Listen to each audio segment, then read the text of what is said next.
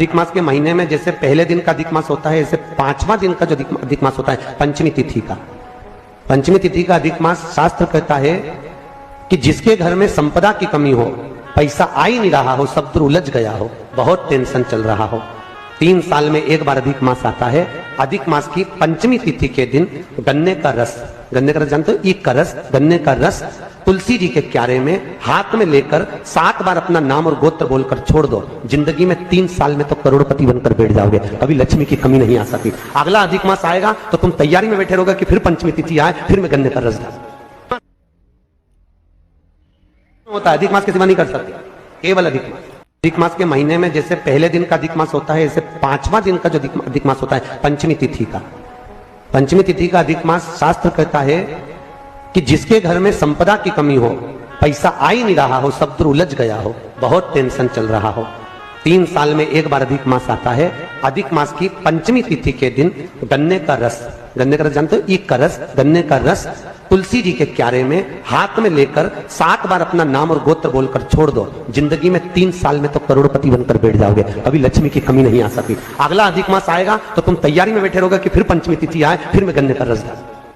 एक बात अपने जीवन में सदा उतार करें, घर में अगर तुलसी का क्यारा है तो तुलसी महारानी हमें ये बता देती है कि हमारे घर में सुख आने वाला है कि दुख आने। जैसे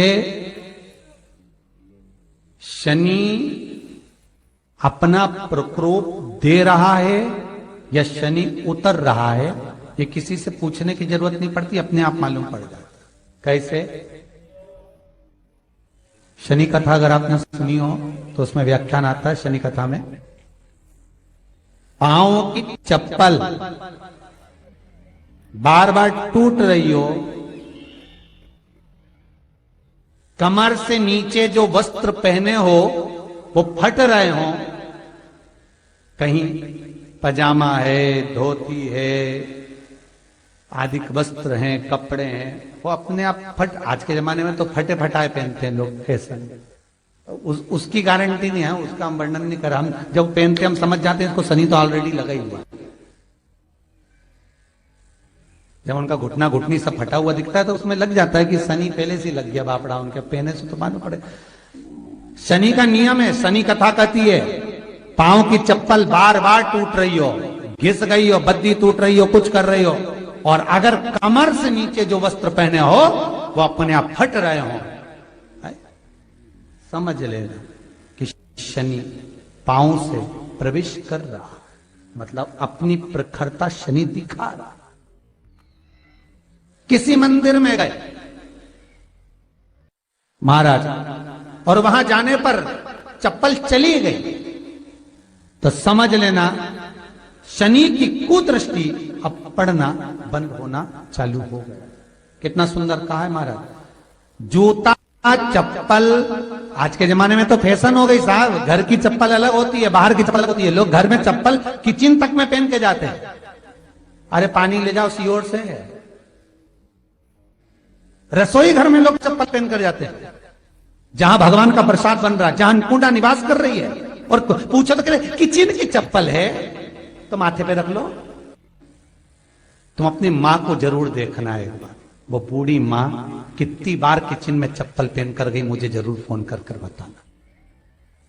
बूढ़ी मां रसोई घर में आज भी बिना चप्पल के जाती है, और बहुओं की कहीं एड़ी नहीं फट जाए, ठंड नहीं बैठ जाए, इसलिए ये रसोई घर तक में चप्पल पहन कर जाती है। सूर्य नारायण की कथा पढ़ना, शनि महाराज की कथा पढ़ना, और गरुड़ पुराण की कथा पढ़ना, जिन जिन कथाओं का हम व्याख्यान कर रहे हैं उसको पढ़ना जरूर हो। क्या लिखा है? घर के अंदर जब चप्पल जाती है, रोग, बीमारी, कष्ट, तकलीफ चालू हो जाती है। तुमने चप्पल क्यों पहनी? ठंड नहीं बैठ जाए, रोग नहीं बैठ जाए। घर के अंदर उतना बढ़ गया, एक कालीन बिछा दो, एक दरी बिछा दो, मोटा आसन बिछा दो, जिस पर तुम चल लो। जरूरी है कि कई कई लोगों को तो हमने ये भी देखा कि कालीन पर भी चप्पल पहन के चल और ब्राह्मणों को भोजन परोस रहा है, गुरुजन को भोजन परोस रहा है, ठाकुर जी की थाली बना रहा है, ठाकुर जी का थाल लगा रहा है, तो भी चप्पल है पांव। तेरा क्या होगा रे कालिया, क्या होगा? विचार तो करो। देह पड़ी रे जाए यहीं पर, फिर कुंडल और नगीना क्या, हरि नाम नहीं तो जीना। अभी भी सुधर जाओ रे, अभी भी सुधर जाओ, नहीं सुधरो तो सिधर जाओ रे, या तो सुधरो नहीं तो सिद्धरो, थोड़ा सुधरो। रसोई घर में अन्नपूर्णा रहती है, रसोई घर में शिव महापुराण की कथा कहती है, जब भगवान शंकर को मां जगत जननी भोजन करा रही थी, शंकर जी ने वर मांगा था अन्नपूर्णा का, ए अन्नपूर्णे तुम मेरे घर के बच्चों का भरण पोषण कर रही है, इस मृत्यु लोक में जितने मनुष्य जन्म लेते हैं ये मेरे पुत्र कहलाते हैं।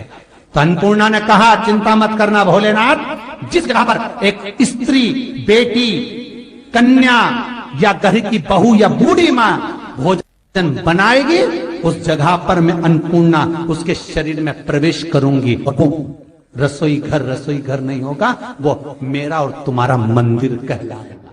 अब मंदिर में चप्पल पहनकर भोजन का निर्माण करना ये श्रेष्ठता है। एक आसन पटक लो आप रसोई घर के अंदर, जिस आसन पे खड़े होकर आप भोजन बना लो, मोटा सा आसन रख लो, चप्पल की जरूरत ही नहीं। श्रीमद् भागवत कथा कर रही है, तुलसी का मात्र, तो शनि अपनी दृष्टि बता देता है। शास्त्र कहता है जब घर के अंदर प्रवेश करने के, जब आप घर में प्रवेश करें तो एक कोने में चप्पल को उतार दें, बाहर जगह नहीं है तो घर के अंदर प्रवेश कर कर लेफ्ट में चप्पल को उतार दें, और 7 या 3 कदम के अंदर चप्पल उतर जाना चाहिए घर के अंदर भी। और उसके बाद अगर चप्पल अंदर प्रवेश कर रही है तो राहु केतु शनि के साथ प्रवेश करते हैं, जिसके घर में बीमारी कभी पीछा नहीं छोड़ती। शनि कथा, सूर्य की कथा का स्मरण करिए, आपको मालूम है, पहचान हो जाता है। महाराज तुलसी बता देती है कि आपके घर की दशा क्या है। बार बार जल डालने के बाद भी तुलसी सूख रही है, बार बार आप पूजन कर रहे हैं, पाठ कर रहे हैं, तो भी तुलसी के दल सूख रहे हैं। तुलसी बता देगी कि तुम्हारे घर में तकलीफ आने वाली है, कष्ट आने वाला है, सूख रही है। किसी ने जरूर कुछ ना कुछ ऐसा है कि इसमें घर में कुछ तकलीफ आएगी, तुमने लगाया फिर सूखी, फिर लगाया फिर। तुलसा महारानी बता देती है कि कष्ट है, और जिस गमले की तुलसा घेर घमोर हो, फलित हो, आनंद में हो, तो उस घर में फिर दुख नहीं आता, समृद्धि खुद बढ़ती चली। जिन शंकर भगवान को आप जल चढ़ाते हो, जिन ठाकुर जी से आप लाड लड़ाते हो, जिन भगवान कृष्ण का आप स्मरण करते हो, राधा रानी का आप नाम जाप करते हो, जिस परमात्मा का आप भजन कर रहे हो, कीर्तन कर रहे हो, नाम जाप कर रहे हो, नाम स्मरण कर रहे हो, उससे तुम्हारा एक संबंध होना चाहिए, एक रिश्तेदारी होना चाहिए। और उससे जब तुम्हारा कोई संबंध रहेगा, उससे जब तुम्हारी कोई रिश्तेदारी रहेगी, तो उस रिश्तेदारी में जैसे ही आपके प्राण छूटे, और छूटते से ही आप जब गए, तो जाते ही आप कहोगे कि कृष्ण से मेरा ये संबंध है, वो मेरा पुत्र, वो मेरा भाई, वो मेरा बेटा, वो मेरा सगा, वो मेरा रिश्तेदार, वो मेरा कुटुंबी, वो मेरा पुत्र।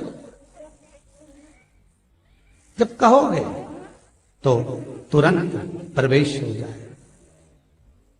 महाराज भगवान से संबंध होना चाहिए। कई लोग भगवान को सवेरे से रिझाने बैठते हैं तो भगवान को बनी बनाई बात कहते हैं, ये पाठ कर लो, ये पाठ कर लो, ये पाठ कर लो, ये स्तुति कर लो, सारा बना बनाया। तुमने अपने दिल से कौन सी स्तुति गाई? तुमने अपने दिल से कौन सा भगवान को निवेदन करा, कौन सा नमन करा? बस सवेरे उठना है, नहाना है, भगवान के सामने जाना है, भगवान को नहलाना है, कपड़े पहनाना है, अगरबत्ती लगाना है, थोड़ा सा शक्कर का भोग लगाना। इतने सारे देवी देवता, शंकर जी, राम जी, गणेश